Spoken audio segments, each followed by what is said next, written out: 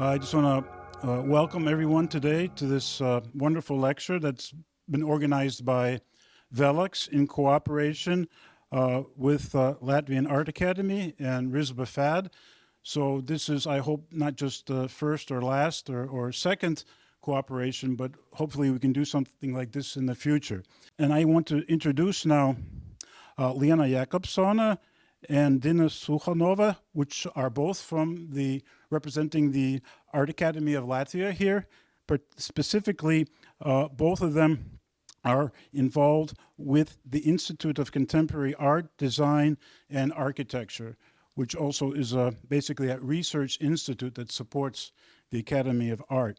And one last thing I would also like to say is that we do wonderful lectures like this during the semester, and this particular lecture has been specially organized on your behalf, so please give a warm welcome to our guests, and I'll ask now Dina to come forward.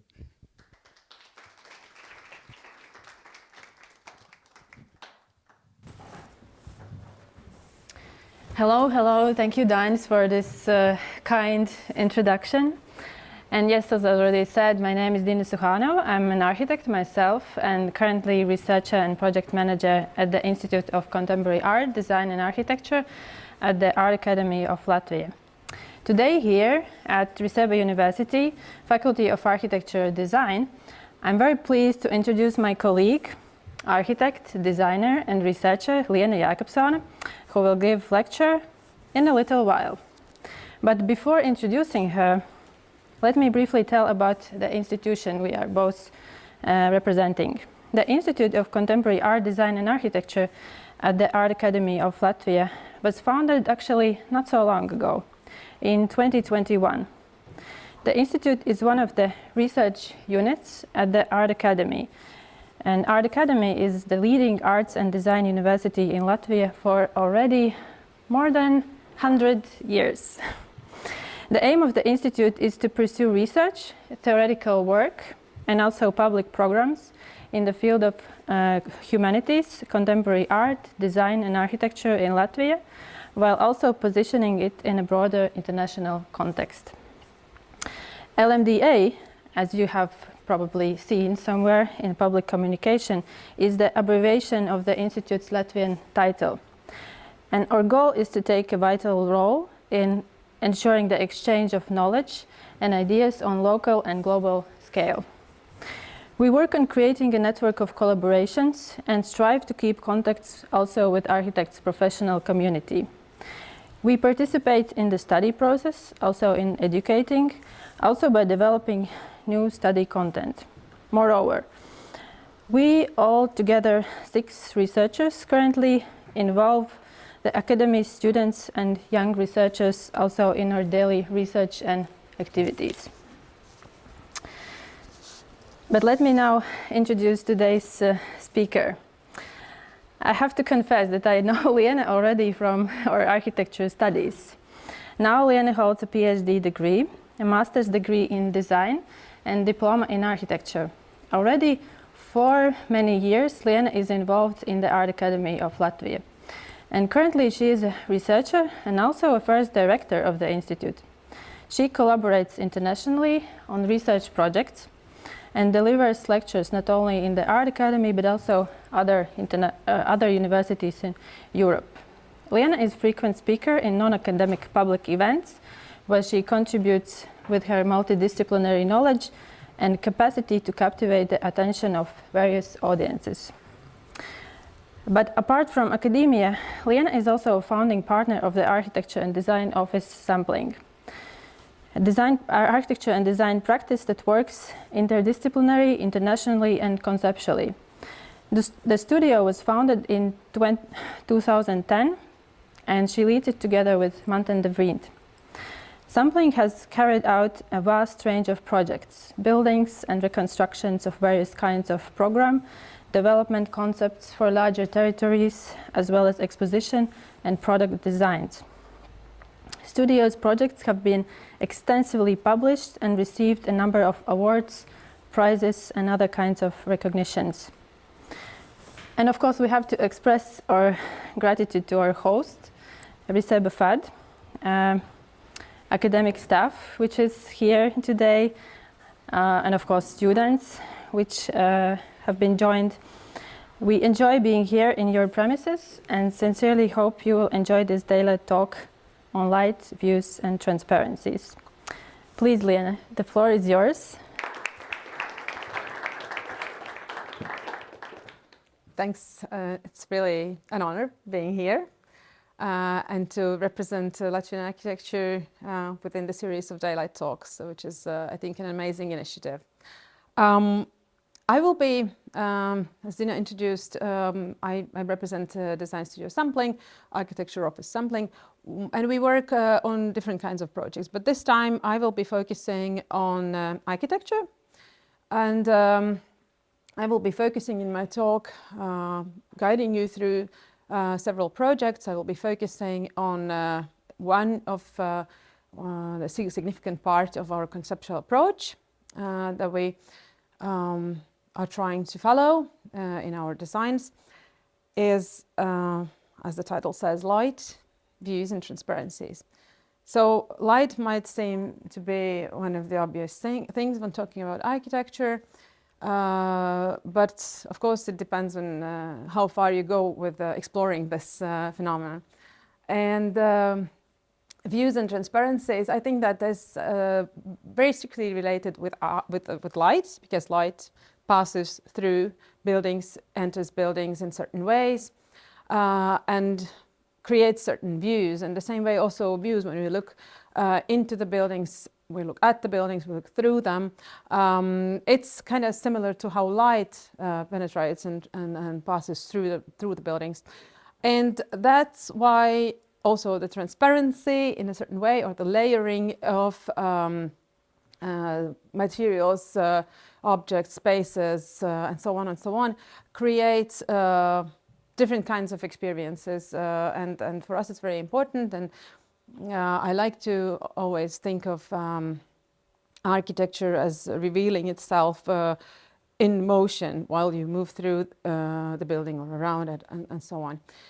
So one of the first projects, the first project that I will explain you, some of the local audience probably have seen, but in this case I will focus indeed on the topic of this talk.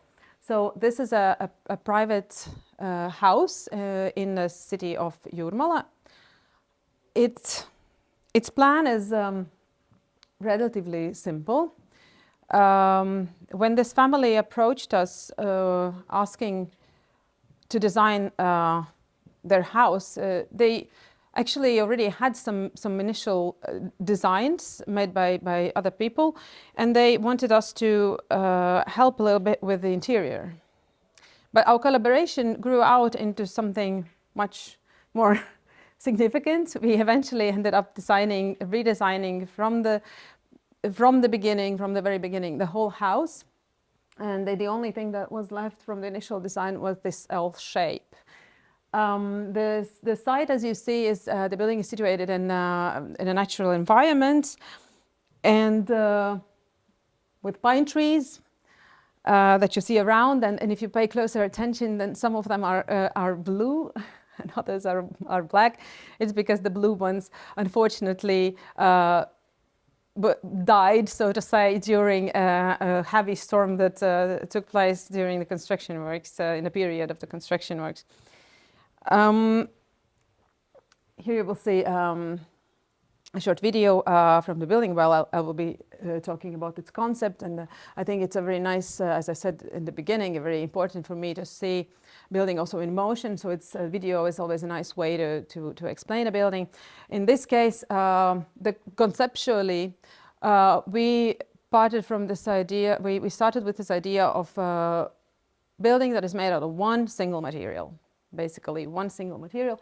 Of course, obviously, it's not the case. If you look closely, there are many other materials, but conceptually and visually, what you perceive is only this outer shell, entirely in reinforced concrete.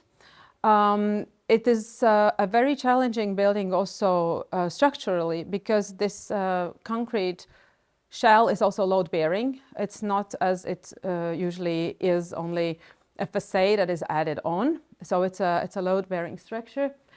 And another challenge while working on this project was to actually stick to this idea of one single material and use it as but sculpturally as possible. So basically create indeed as a sculptor would work on another material, stone or something else. We as architects tried to sculpt, to carve out almost literally this building out of concrete. And so the challenge was also, of course, to try to solve all the details so that you would not see any additional materials, all kinds of finishes that you normally have covering layers on the rooftop or on the windowsills and so on and so on. In this case, we have been able to realize it and actually in a way that it is not visible, and only material that is added on is the glass, the windows. And here we come to light, of course, because window is transparency. And one of the important things, obviously, when you design a house is to orient it to in relationship to the natural lighting, to the environment, but also to the north, south, etc. Since we are in Latvia, where we are relatively, up north on a global scale, so we really need to think about how to get the natural light in the building, and therefore the spaces that the spaces that are living rooms, etc. They definitely need to have large windows to get as much as possible light inside of the building itself, of the rooms. And here on the screen you see some of the methods that we use often when working, and it's lovely to see that you do it here as well in the school. You have also lots of models, and I really encourage you to continue working that way. We also used to make models, and they are not always necessarily for representation, but rather for exploration of spaces and also for communication with other people that are involved, be it clients, companies who will have to construct it, and so on and so on. A model it makes it really easy to explain everything, and as you see on the left-hand picture, the roof is taken off, so one can see what spaces are there. And on the right-hand picture, you already see how we are trying to explore how the views and the views through and from the building are going to be. As I said, it's entirely concrete, so it was important to add those very sculptural details that would make this building special. And here in the picture you see a window, and on the left hand you see basically the formwork that is being created in order to have this concrete in the end in that shape. And it's not finished yet because the light wooden details are only there to then another layer to be added and to create that shape of that window that you see on the right. And the shape of this window is not, of course, purely aesthetical. It was also important to us to think of how the light, once you make the shape of the window this way, would access the inner spaces better. And in this case, for example, this window was looking towards the east. And if you can imagine the sun turning towards south and the still penetrating the spaces. So it's not purely aesthetical in any case. At the same time, aesthetics is also super important for us. And here you see another window. We played a lot with windows because, as I said, if the building itself is so very simple, it's almost like a concrete bunker. It's the whole essence is in the details. And here you see a window which is inside there's a kitchen, and it's deliberately made way lower so that you with a and it kind of sticks out of the building's facade quite heavily in order to create a very wide windowsill inside, so that you could be able to sit on it and, well, maybe talking with someone who is cooking at that moment, or drinking, sipping your wine, or drinking your morning coffee or so. But of course, it also frames a specific view that you have on the outside. Here, this is a view basically on the terrace, which is facing south and west. Of course, as I said, climate-wise, we need to think of how to catch the sun as much as possible, because we, especially on a terrace. So on the left of the picture, you have huge windows that behind them there's the living space, whereas in front, where you have the tiny, very, very elegant columns, which are, by the way, also load-bearing, which is, I think, important to mention for architects' audience.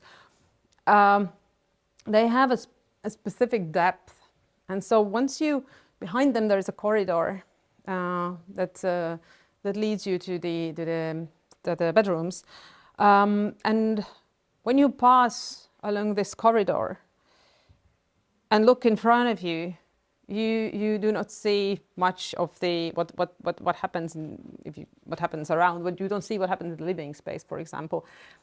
But if you pass and you just turn your head 90 degrees, then you can see through those columns and see the landscape around. So it's again, it's a way of framing a view, and you see how it's being framed in the motion, literally. And here we also, when we were designing this building, we at a certain moment thought that transparency, the fact of being able to look through the building from one outer space to the other outer space behind it, would be an interesting way of dealing with spaces, with architecture. And because, as you saw, in terms of plan, it was quite a narrow L-shaped building. It's not deep. You can easily look through, and in this case, you already here during the construction process, the building is almost finished. You can observe and appreciate those views that we can see what's happening behind it. Or also in this one, this is the other side of it, other wing of the building. Right in the middle, you see a huge green rectangle. It's basically a window on the other side of the living space, and it's much lower than the window that we see in front. And it's precisely because it's there to frame a specific view outside. Because once it's quite low, it's approximately this high. So you basically, when you stand up, you can see what's happening in front of you. But you're not going to see much of the environment. And that way, for example, you don't have to look at the neighbor's house or so. Yeah? And you feel as if you were immersed in this natural green environment. But it also creates, of course, a beautiful view through the building, through the whole building. Other very similar elements, a door, and on the other side of the corridor, another door. Functionally, the other one just goes to the carport, and this one allows you to directly access the garden side of the building, but being positioned really in relation to one another. They create also, you have, from a functional point of view, an opportunity also to see what happens on the other side of the building, which I think is nice. But yeah, it's like a bit playing and trying to discover what unexpected experiences architecture can offer us. So that's one of the things that we try to study in our office. And the same kind of a space next to it, where in the summer, where you again have this see-through. And in terms of light, of course, light is not only what we use, so to say, when it gets into our house. It's also something that we can play with, and we somehow can also appreciate the beauty that it creates on the building itself. So basically this is a facade, and thanks to those very sculptural and expressive elements on this flat facade, they create fantastic, really expressive long shadows that move during the day, and views as this. I mean, the facade can stay as simple as it is, and it will be beautiful and every time different. And on the right hand, we took many of such pictures during the construction site visits, because it was really amazing to see, depending on the conditions of the weather, how it changed and how the light that penetrated through these canopies of those pine trees was playing on the facade, and we even captured some videos of it, and it's really something that also quite unexpected for us at that moment. And the weather, it even goes further, and as you maybe noticed in those elements on the facade, they have a function. Those are basically rain gutters. They are supposed to get the water off the roof. And one of the things that we really hate, me and my partner at the office, we really hate the traditional pipes that are used in order to get water away from roofs. It's a functional element, yeah, but it's mostly not designed. And we always pay close attention to designing them well, or maybe even doing a totally conceptually different thing. Like in this case, that you have 4 of them in really strategic spots, and they form part of the architecture.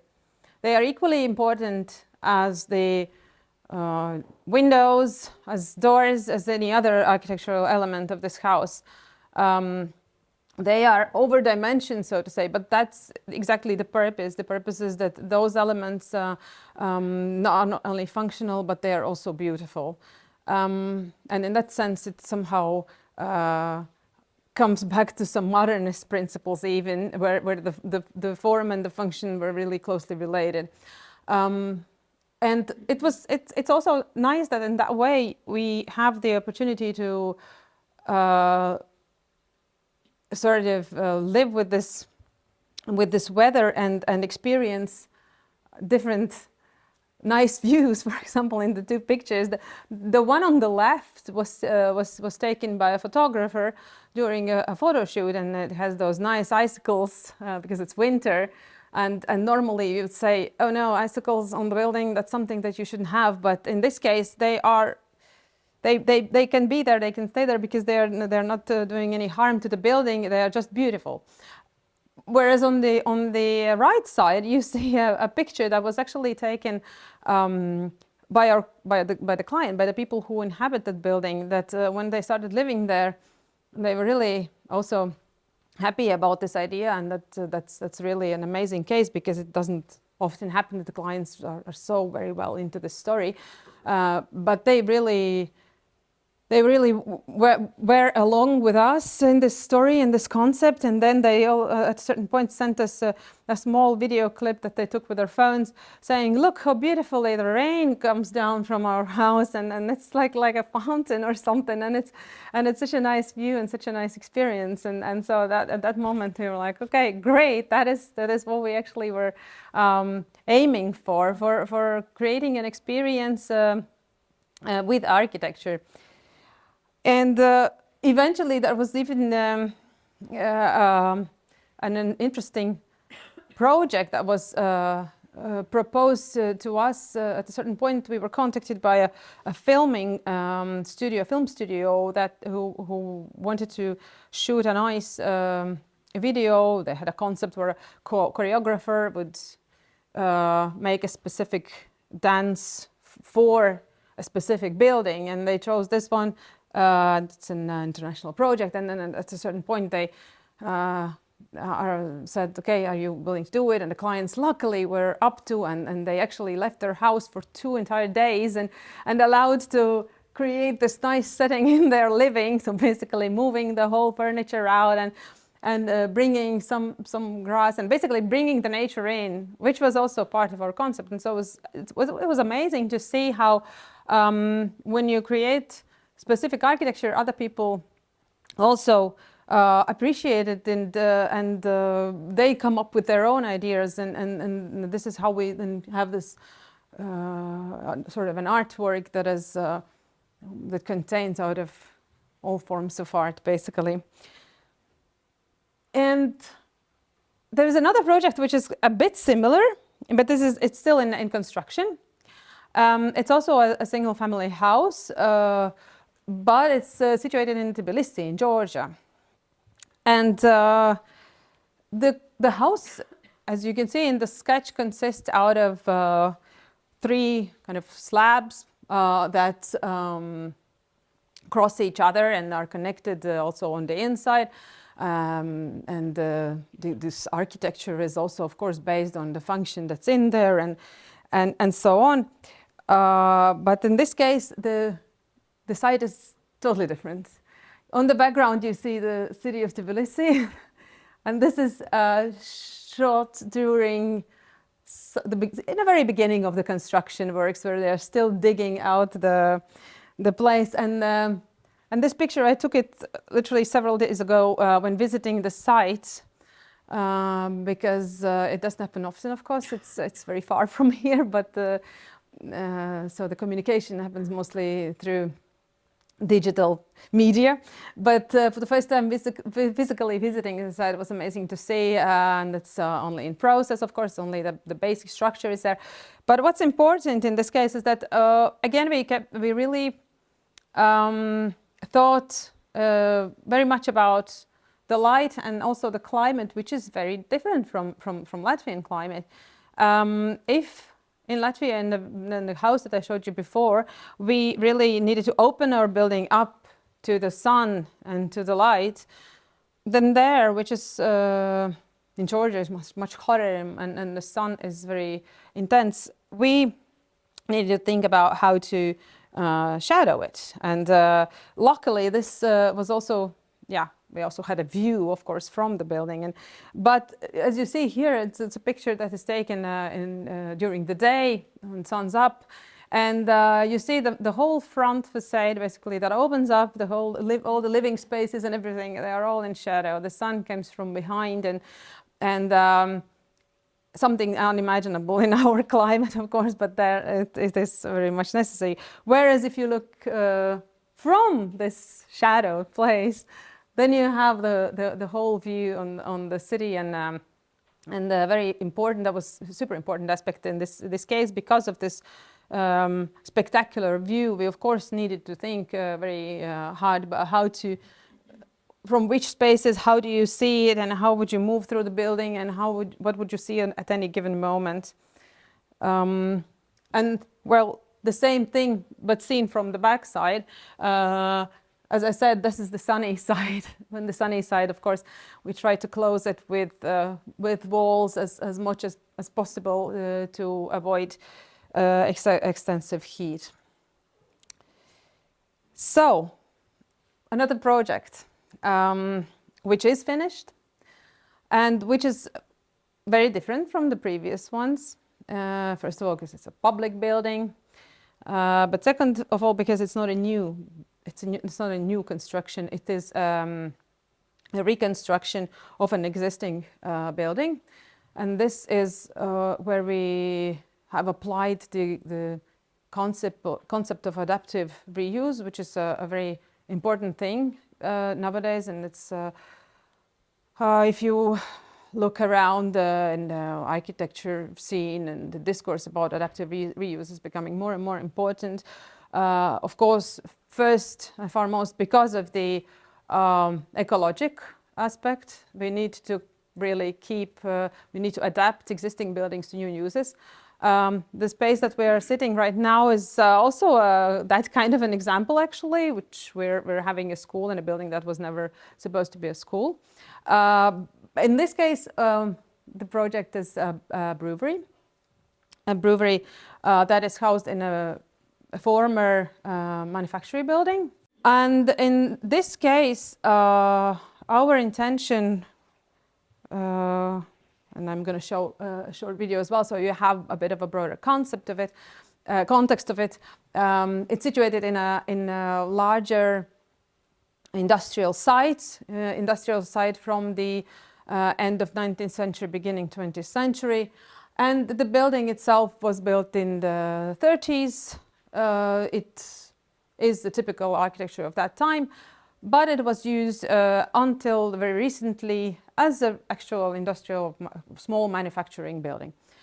And for that reason, it was also transformed throughout the years, because nobody saw it as some kind of an architectural monument. It was just transformed in a very functional way, especially during the Soviet period, when the approach towards architecture was, and the concept of how we should deal with architecture and spaces was totally different, and was indeed entirely functional and very little aesthetic. And we decided to continue with that kind of attitude, that let's use this building for a new purpose, and let's leave our mark on it the same way as the previous users have left their marks. Basically, our architecture that we added, we didn't add much, but what we added was deliberately made to be clear that it is contemporary. So that potentially within 20, 50 years, someone can continue adding on or removing something and still discovering that, okay, these things come from the 2020s, and that's that kind of architecture. When we were approached to design this building, the idea of the client was to put a brewery in there, to put the brewing plant and to produce beer there. We visited the building and we said that we should add something more, that beer is so much more than just having a bottle and drinking it somewhere. If you can drink the beer at the place where it is produced, it's a whole different experience. And so that was kind of a departure point for also our concept. And another thing is this picture, which I love very much, and it's really encompasses this whole concept of the architecture, and it somehow also illustrates our approach as an office, because we call our office sampling. And why sampling? Because when we more than 10 years ago had to come up with a name for the office, we thought let's try to find something that illustrates how we approach design. And we said, well, sampling is, in music at least, you take samples of all kinds of music, you put them together, and you have a new song. It's something of the existing, but still it's an original. And that concept really interests us very much. So what we do in our architecture as well, it's very important to research the existing, to try to understand it, not only visually, but also conceptually, and why is it so, and why is it there, and so on and so on. And then to add something new, and to make it cohabit somehow, to coexist. And in this case, it was a perfect case for doing this, because the building was there, and it was already a kind of a samples on samples, and it was we didn't have to add much, so to say, to have a perfect combination. And in this case, this perfect combination was the existing plus the new red brick, for example. Here you see as well a part of the building where you have those red brick infills. And note that this brick is not the old one. And oftentimes when dealing with old architecture, people say, oh, let's we can find the same brick somewhere and then move it there and just use it and nobody's going to notice that something is done. I said, no, that's exactly not our point. We want to show what has been done now, and we're really against all kinds of faking and making replicas of things that are not there anymore. And so the brick is still a brick, but it's a new brick. It's a traditional, or so to say, the cheapest brick that is produced in Latvia, also locally, because we have a brick factory. And that was used to fill in all the openings that were not necessary, or also for making constructions that were not good anymore, to repair them. Basically, all the repairs were done by either concrete or the red brick. But also something was added, of course, and here you see a picture of this building from the front side, and of course the concrete terrace above the entrance is new, but it is, of course, in this case you can see the similarity with the concrete house that I showed before. That's our approach to new architecture, and you can clearly see that. Also here, yeah, the red infills are of course new, because functionally the space behind there was not necessary. It didn't have to have windows, and then so we just closed it. Whereas we of course opened new openings as well in other places. But interestingly enough, this is how it looked when we first entered the building, and it was very, very dark and very sad. But of course, for an architect, you have to have fantasy and you have to have imagination, and then you, of course, definitely can see already some potential new uses. And this specific space, this particular space, is the space where afterwards now we have the bar where people sit. And in certain spots, when we started working with the building, we found out that it was in a very bad state, and some rooms were burnt out. They had suffered in fires, and even the load-bearing constructions were not usable anymore. But instead of repairing them entirely, making a new horizontal partition there, we just said, okay, but let's maybe use it as an effect that is there, that has happened. This is the same space, by the way. We just took out those burnt constructions, and all of a sudden, we create a double height space. And a double height space where you can connect the two levels visually. And here you have those views that all of a sudden open up that were not there before. And the light now passes through the windows on the upper floor. They were, of course, not supposed to be so high, but now that we opened it up, you almost had like a feeling as if in a church or something, where the light comes from above. But functionally, it was also very useful, because below there is a storage room, for example, and you don't need windows on the ground level. Yeah, some more before and after pictures. Here as well, if you pay attention to the ceiling, you see that on the left hand you have those wooden beams, and then you have the floor of the wooden planks that create the flooring on the upper floor. We, in this space as well, opted for the solution of opening it up. So in the picture on the right, you don't see the floor, but you see through to the upper floor. Why? Because functionally at this moment we did not have so much need for that space. But at the same time, since the construction was still good, we said we're not going to do the same thing that we did in the space that I showed you before. We're not going to remove those beams, because who knows, maybe within 10 years someone needs that space and we can use it. So this is this logic of thinking, I think, about sustainability in architecture is not only about materials, but also about how you can transform and adapt to new uses, so that you don't have to again have big investments in for example, like in Dutch constructions. And when we go upstairs, that's the same space, and you see how, again, the views are created. You see on your left, and you also see in front all those doors are made transparent so that you could actually have those nice views. And if looking on the left, we can stand at this fence and we look down and we see the whole brewing plant down there, and the space can be used for beer tastings and similar things, for example, and you are really immersed into this whole brewing process. And another thing about those transparencies is, here you see two views of the space that is necessary for the brewing process, because they have to somehow get the ingredients into those silos, and that happens from above. And for that purpose, we created this specific staircase, which is for service use only. People climb up and they just get all the ingredients into that machine.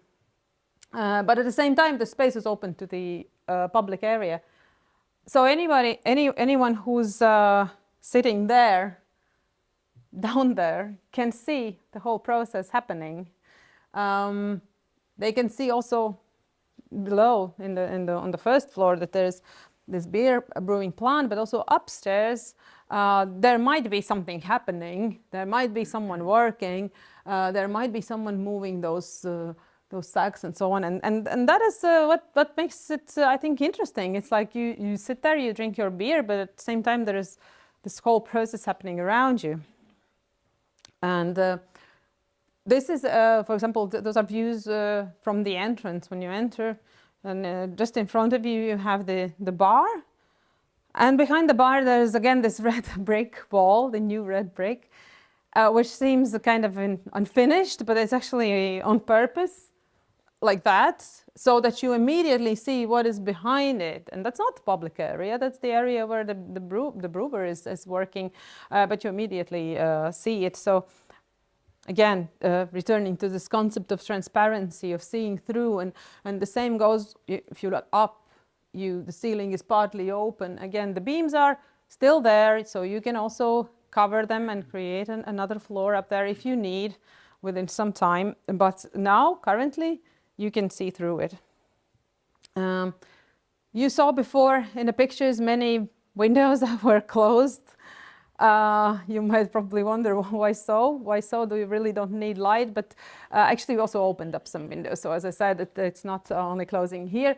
On the left side picture you see during the construction works we found out that there have been windows that have been closed during the Soviet period, I guess. And we opted for opening those because they were facing the right side of the sun, and it was the place where we really wanted to have as much light as possible. And somehow then in this picture you see that is also during the construction works, where you see how diverse all those windows are, and that they actually have been added or altered during the use of the building, the use time of the building. So some of the windows are older, really from the 1930s, whereas others have been just cut out at a certain point because someone needed them. We said, okay, nice, very beautiful collage of architectural elements, and this is after, the same facade after. And you see this approach also here, how we try to not copy or not make replicas of anything that is there. So, for example, the windows below have this very typical old kind of a partitioning elements, whereas up there, those windows never had it. They were made at a different period, and in any case, it's not there anymore. So we said, no, we're going to just do a simple glass plate so that even the frame of the windows is barely visible.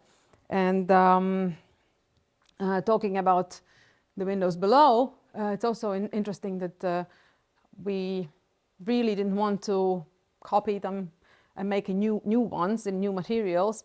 Instead, we said, let's keep the old ones, let's restore them, simply clean and paint and everything. But then, of course, you know that the energy efficiency requirements nowadays are much higher, and you wouldn't want to lose all the heat through those old windows, because functionally they are not good anymore. And then for that purpose, on the inside, we just put a whole big sheet of new window, double glazed, and that really is functionally working very well. But on the outside, it looks as it looked, and it is actually also authentic. It's not some kind of a fake old school window. And again, a small insight into offices work. Also during this project, we made some models, and also, as you can see, this one is not like even the entire building, it's just a piece of it, and it was created to somehow test a bit how those different heights, levels and so might work, and how we could look through the building from one place to another. And that's something that's quite sometimes complicated doing in a digital model, especially if you have to then talk with other people who are not so much used of looking into 3D digital models. Well, and that's after, so it's always nice to compare the result, the actual result with the model. And that's exactly what I also love about the physical models, is that they are very abstract. They do not contain the unnecessary detail. They only contain what is the basic features that you want to show, but you have to take care of things that you still have not decided yet entirely, because especially if when working on existing buildings, you have to be open for all kinds of surprises during the process, because all kinds of things may be discovered, and then you have to adapt your idea. Yeah, here again some different sites and views, and on the very end of this building, behind the bar, you have the kitchen area, which is also open. And interestingly, normally if you think of open kitchens, then you probably think of some expensive restaurants, because it requires a specific way of working from the cooks and so on, the personnel in the kitchen.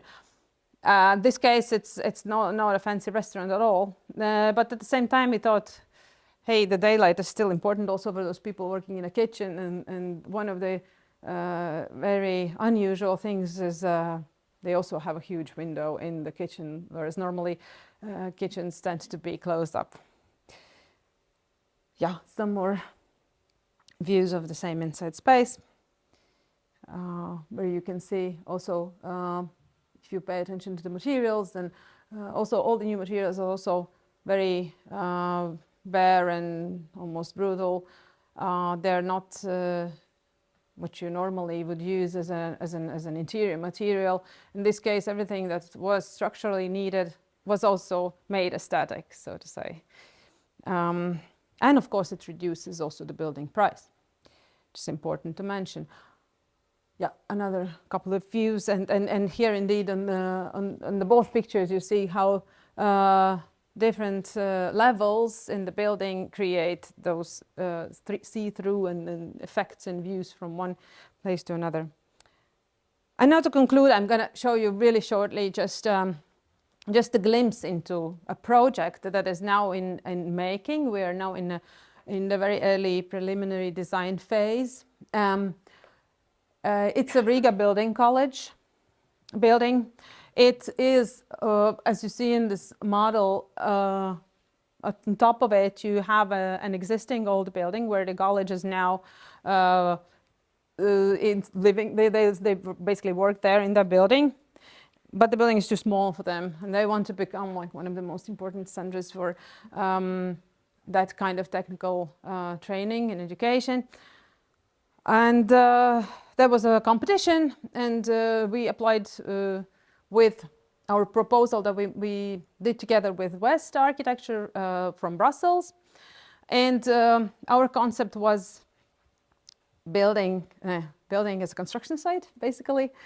Our idea was to think of how a school, because it's a secondary level school mostly, where the future builders and engineers and also architects study. And we thought it would be nice to have a building that is itself a learning tool, itself an illustration of what kinds of constructions there can be, what kinds of technologies, and so on and so on. And so the idea was to use as much, so to say, as possible and explicitly all different kinds of constructions, also different kinds of materials, but also, of course, to think of different ways of learning together. And so the transparency in this project plays a very important role. Here are some first rough visuals that are being made during the design process. These are kind of the classrooms, and you say, okay, on one hand, you see that we're trying to somehow screen off the light, the direct light, but in the middle, in between the classrooms, there are some transparent walls, so that they actually can see others being also there, but at the same time they don't disturb each other, of course. It's of course not like an entirely new concept or so, but honestly, in education, it is it's difficult to achieve change in this way of looking at education and education processes. And transparency is maybe one of the things that is still problematic, and so this was what we're trying to achieve. And in terms of lighting, in between those glass partition walls that you saw in the previous picture, you have a sort of light wells that go up until the roof and allow the natural light to get into the building. So the direct light, the direct sunlight is being screened off, and whereas the natural light always can pass through. And of course, depending on the season and on the weather conditions, sometimes you probably will have to add some artificial lighting, but at the same time, there's always some sort of very nice natural skylight. And skylight in the Nordic regions, as you probably know, has always been one of those very typical things that are used. Think of architecture of Aalto, for example. He extensively used skylights because of the Nordic skylight is very, very interesting and very nice lighting, and which you would never be able to use in the southern regions of the world, because then the skylight would bring too much heat inside and too much direct unpleasant light. Yeah, the same views of the corridors were as well. Windows at the same time can be used for, you know, sitting on the windowsills and so on, but the openings along the ceiling, they let light get in, but also pass further to the classrooms. And this building is quite huge, actually. That consists out of several blocks. That each of the blocks is intended as almost like a separate building with some specific functions in there. And one of those functions, they're huge auditoria like this. And also here, as you see in the picture, we're trying to study a bit how this light could be controlled, because in an auditorium you need to be able to have also dark and light, but also the transparencies that you see. For example, the people behind behind this glass, they are, for example, coming to this lecture. You see them, and behind the glass, and there's this whole movement. And below this auditorium, there is a sports hall.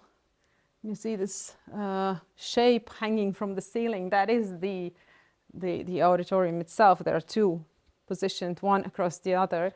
And the whole construction, the idea is to have this construction which kind of hangs above this sports hall.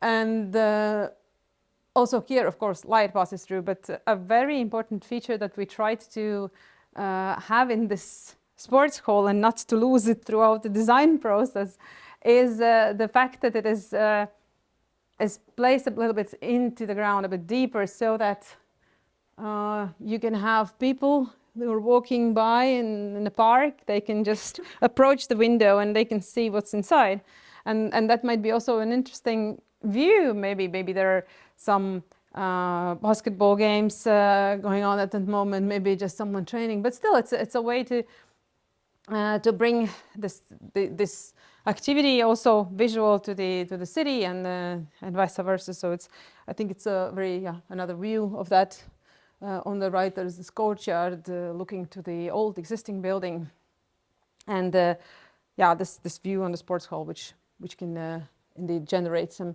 activity also outside of the building. So that was my final slide. Thank you.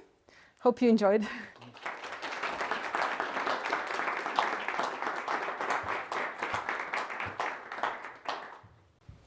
Yes, thank you, Liene, for the presentation. That was a really interesting journey through 4 different projects and different stages of construction, some completed, some already inhabited, some still in this construction phase, some still in the 3D or modeling phase. Now it is time for your questions. Hi, I have a question about the bruises. Was there any problems with the PVD when they were accepting the space? Thank you for an important question. The question about the brewery and about the institution that should be controlling whether everything is fine with hygiene in the building. Because, of course, there's the food is being made there, beer is being made there. Yes, we got this question often. And also during the design and construction phase, there were some worries from the client, but eventually, apparently, the fact that the premises where the food is made and where the visitors come, they are still separated. It's not that you can walk through the production area. There's only a view, and even those spots where you are above something, where the beer is being brewed, for example, it's still not an entirely publicly accessible area. So you are there while you are on a tour with a brewer, for example, or when you have some tasting events, and that's kind of very natural. That's kind of normal everywhere in the world, in the wineries and the breweries. That kind of activities are normally accepted also in those spaces. Did I answer your question? Thank you. You were touching upon these 3 concepts throughout the projects and kind of explaining how you approach each of them: light, transparency, and views. And I actually wanted to ask about transparency. How do you think people are people open to being exposed, especially in maybe the private house projects, and how do you think is that concept working in your experience? Yeah, this question makes very much sense, because of course in public buildings it's much easier, because in public buildings you consider it normal to be seen, and then you're in a public space. Whereas in your private house, of course, you don't want to be seen by neighbors and so on. So this is where the views question comes. When we design, we try to think of what is going to be seen and what not. So if you make a huge opening, you open up a whole wall, of course you think about what is behind it, what you're looking at, and who might be looking at you, and in under what conditions. In the concrete house, for example, there's also, I didn't show it in the pictures, but also in the bathroom there is quite a huge window, but at the same time, right behind the window there is no one who can see you, so it can be a nice experience. So yes, it's about trying to control what is seen and how and when and by whom. Yeah, so you can take each of those concepts kind of separately. Have to work kind of in cohesion with. Yes, of course. Yeah, the whole plan and the elevation and on all the dimensions of the project, you have to, of course, continuously consider not only the sunlight, which is like the most obvious thing that you have to take care of, but if you want to create those specific experiences, then it needs to be all taken into consideration. And also, of course, the clients, not everyone is the same. Yeah, so you need to respect that as well. Yeah, definitely. Yes. questions? Thanks, Liene. It was great, but I expected no different. So you mentioned something that let me think a lot as somebody who has been growing up with these elements in urban scale, visible, something all of you, most of you probably never have done. You mentioned shortly exactly the building that is still behind you, almost like a bunker. I mean, in my German urban scale, I grew up with real existing bunkers, like, I don't know, 10-story high bunkers, you know. They're aesthetically beautiful, I have to say. Nowadays, we finally understand that. But there is a question that I'm asking myself in that moment for sure.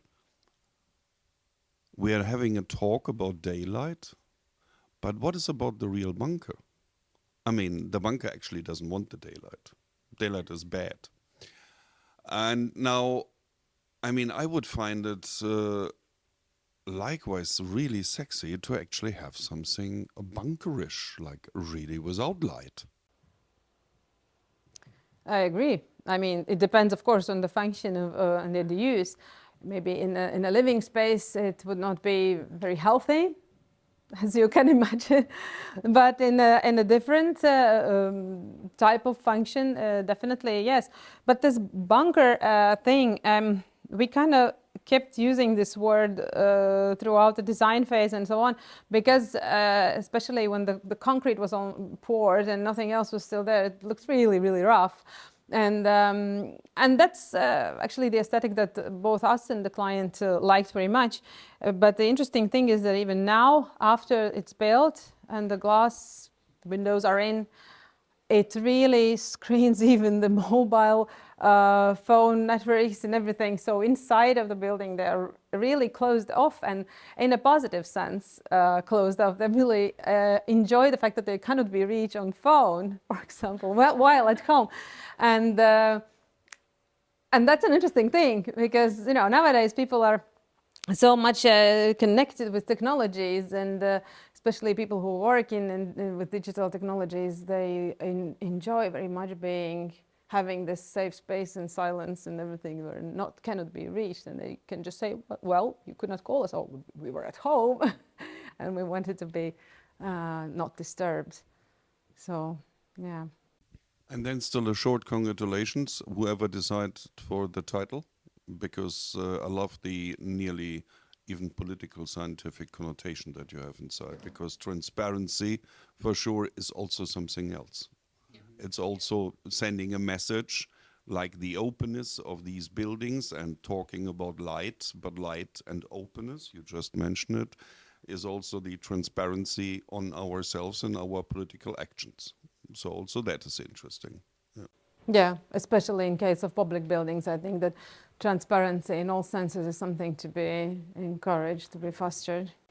Yeah, you know the saying, in order to appreciate the light, you have to have darkness also alongside. Or in order to appreciate the space or the spacious place, you have to have a contrasting, maybe something which is closed or solid. And so, more questions? First of all, thank you for your presentation.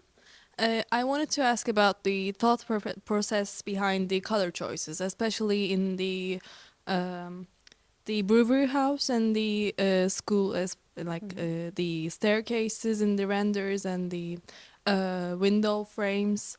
Like, is there a reason behind, especially like in the brewery house, the green? I guess it was like the green beams and columns that are actually structural as well.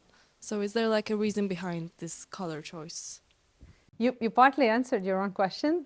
You said it was structural as well. Indeed, we in the brewery, for example, the green color somehow evolved from coating, the fire-resistant coating of the metal constructions. They need to be coated, and there are a couple of colors that come standard. And normally, they are afterwards painted in some visually more appealing color, so to say. Whereas, as I said, we loved the idea of using the material the way it is and not covering it up with something. And the same went also for that. And then, of course, also other metal elements, as you saw all the other railings and so on. They were colored in this nice pale green. But yeah, the question about colors is quite interesting. I know that at least in Latvia, people are quite careful with colors, especially architects. But I think that the sort of very well thought out and limited use of color is what gives the character to the building. And even though clients often say, oh, why this weird color? Afterwards, when it's done, if they rely and trust you and they want to realize it, they find out that, oh, but it just fits perfectly. I would never thought of that. And I think that is what the creatives have maybe a better eye for. They can imagine what one might be and how it might be. And yes, we love to use colors, really some specific, not too much, one or two maybe, and also in places where they are less expected, because one might think, okay, what's the color of your walls? Now we are thinking, oh, what's the color of our window frames, or what's the color of our construction elements? And so those are not the places where you normally expect to have colors. I just wanted to ask about the first house and insulation. So it's a load-bearing reinforced concrete facade. So what about insulation? And it's insulated on the inside. Inside, okay. Yes, and that is indeed not a typical solution, but a specific types of insulation, which is of course not the rock wool, but other types of insulation can be used for that purpose. But of course, the whole detailing needs to be then adapted, because it, to avoid cold bridges and so on and so on. And indeed, because of the fact that it's a one-story building, it was kind of more easy, because once you would try to do the same and go up in several floors, it would be more difficult to avoid cold bridges. But thanks to that solution, indeed, as I said, the concrete facade was not just an aesthetic choice, but it's also the actual building, and it allowed us also to create, therefore, those cantilevered elements that are quite heavy, and they need to be structured into this shell, and it would be a totally different building if we had insulated it traditionally. Yeah. Maybe you can tell us what was the first reaction from clients when you suggested them to build their private house just from concrete? Like, was there any specific reaction? Well, actually, we did not propose only concrete, because indeed the question is right, because you would imagine that not like everyone would like something like that, and we of course anticipated that, and we showed various kinds of construction types, and I'm not talking here about the facades or so, but also construction types as well, wooden structure and so on and so on. But luckily or unexpectedly, the client said, yeah, this is it, I want to go for that. And it was, of course, nice for us, but and we tried, of course, to sort of warn the client with the fact that this material is going to age in a certain way, and it's not going to look exactly the same way as it is now. It's not that it's going to get ruined or so, but it's going to look different. And we showed all kinds of examples from similar buildings in the world that have been there for 20, 30 years, and how they look. They said, yes, perfect. Very well. That's what we want. So, yeah. Yeah, kind of. Well, I don't have a question, but I have a comment, because I was inspired by the word sampling because we last semester we had a couple of discussions in some juries about sampling in the context of music, and then how this could work in the context of architecture. And I was just thinking about, with sampling, we are trying to take, sound waves, different rhythms and patterns, and then we're trying to create a architecture to host a new combination of those.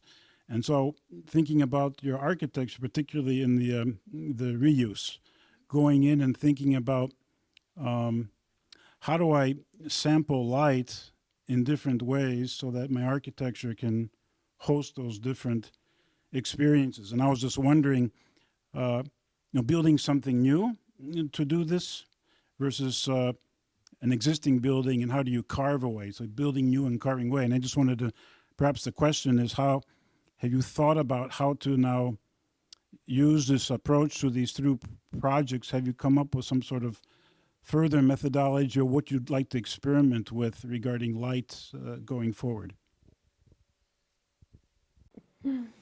That's an interesting one. Well, as I think that we mentioned before, architecture is quite complex. It's never either that or the other. It's never either light or the shape or the material, and above all the function. So it's always a combination of many things. But what is important for us while sampling is to still have a strong concept behind it. It's not just putting things together for the sake of, I don't know, fun or whatever. It's first you have this conceptually, among all those things, all those components that create architecture, which ones are going to be the most important? Which ones are we going to explore this time?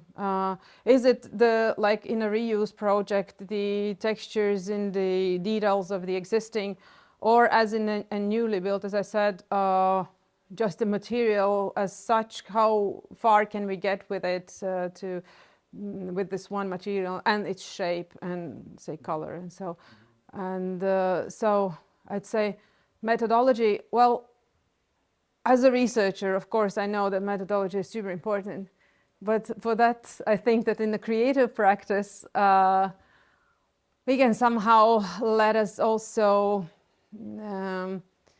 sort of be more free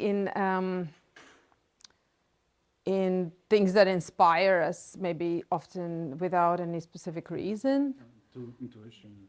A kind of intuition, indeed. Of course, it's very rational. Afterwards, you have to be able to justify every choice because it's someone else's money that you're playing with, basically.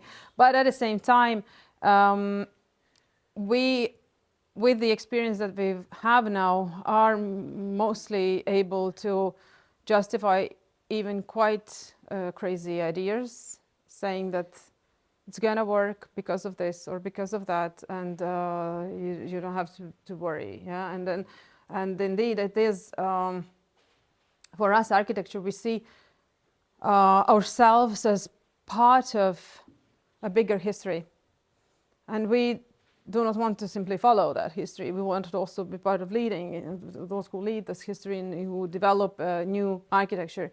And therefore, no, we don't have a strict methodology for developing new architecture. It's the creative process is based on the existing and then looking at where you can move it further, in which direction you can move it further to create something original and new.